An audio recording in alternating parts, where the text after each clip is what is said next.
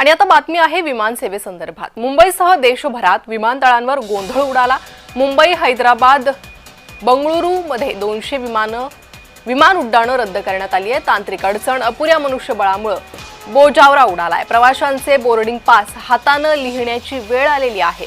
तांत्रिक अडचण, अपुऱ्या मनुष्यबळामुळे विमान सेवेचा बोजावरा उडालेला आहे। प्रवाशांचे बोर्डिंग पास हाताने लिहिण्याची वेळ आलेली आहे। मुंबईसह देशभरातील विमानतळांवर हा गोंधळ पाहायला मिळतोय।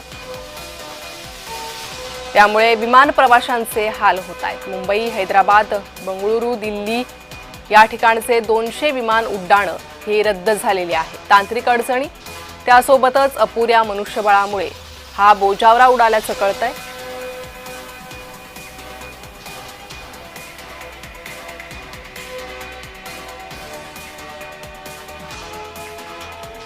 तर मुंबईसह देशभरातील विमानतळांवर हा गोंधळ उडालेला पाहायला मिळतोय। प्रवाशांचे त्यामुळे चांगलेच हाल होत आहेत।